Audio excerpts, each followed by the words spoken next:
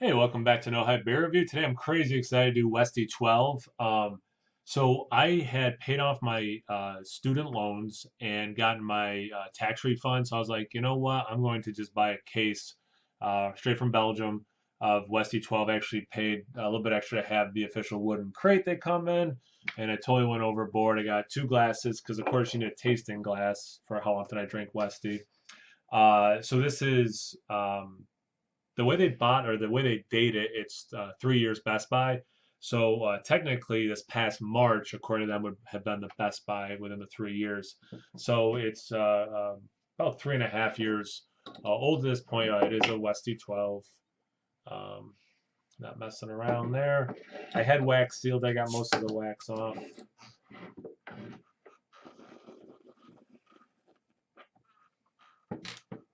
All right, that wasn't too bad. All right, so yes, I do. Like I said, get a normal sized glass and a little tape. Wow, you can see all the freaking floaters in there. That's crazy. Um, I've traded some away, but I still have, I think, at least six of them. My plan was to do like one a year, and I have not been faithful with that. I also had gone to Belgium before that and brought back maybe like eight of them. Gave a couple away. I think I might still have one of them. Like an idiot, though, I wax sealed them all, so I don't know which one is which unless I take the wax off. Um, my plan was, I didn't really stick to my plan. My plan was to put most of the sediment into this one, drink this, and then kind of compare if it did anything. But there's so much sediment as I'm just pouring it regular. I might change my plan a little bit. Whatever, we'll do it. And so I like this beer a lot. I've done this side by side with St. Bernardus. I think St. Bernardus typically is just a hair sweeter. That's like the only difference I really got. A lot of the same flavor profiles, just yeah, a little sweeter. This one's a little drier. Let's get to the aroma. Well, okay, sorry. This is what it looks like. Yep, looks like cola. Cool. Boring. Let's get into the aroma. Very grapey. You still get that yeast note coming through. It is it. You do have dried fruits, but I do get actually like specific grape juice along with things like raisins. I'm gonna say it's a hair more grape juice, apple, pears, like that kind of fruit. Rum. It's relatively sweet. Caramel, burnt sugar, a little bit of vanilla, like almost like actually like marshmallow. Let's see if there's any difference in the bottom.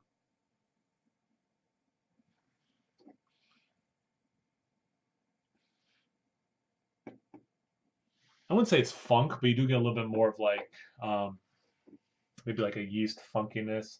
Keep in mind this glass is not as thick, so yes, this color is lighter. But it's pretty close in terms of the aroma. Let's get into the taste. Cheers.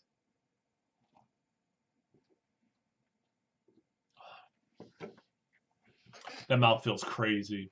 That is so. What this beer back in the day, at least, was like the hyped beer. That mouthfeel is upper echelon. I mean, just is so high. Oh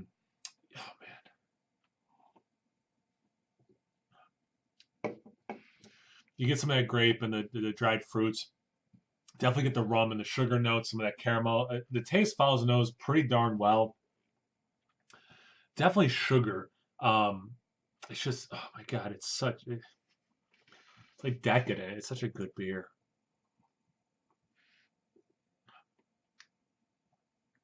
A little bit of vanilla comes through. Um, it's interesting how it's sweet and then gets very dry at the end.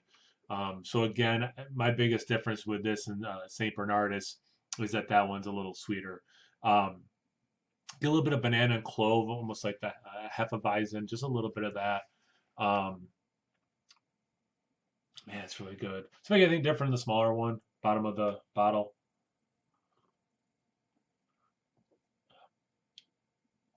More bread. That's not surprising with the yeast notes. Almost like rye bread. So it tastes like this, but yeah, like with a note of rye. and it's got a little bit more of like almost like a kind of a twang to it. That's interesting. Definitely different.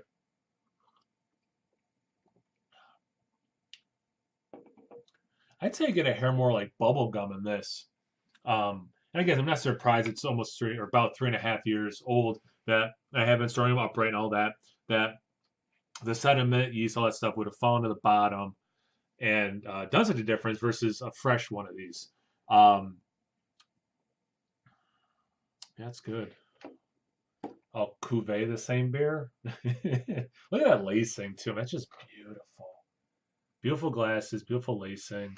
Love the proper glassware. Always a fan. All right, let's see if anything different. The aroma's it's so close. So they were so close. That's about the same. Let's see if the taste is much different. Cheers again.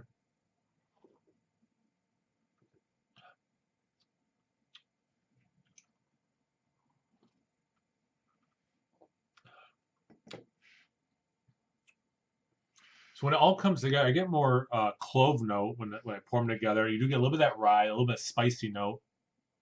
That would make sense with rye. And then definitely cherry that I didn't quite pick up on either of them alone. I think I actually prefer doing them separate, interestingly, than if I poured the whole thing in the same glass. Thanks for watching. I really appreciate it. This is a beer I love and a style that I'm a huge fan of. And in my effort to do no hype, no by November, yeah, yeah, right order.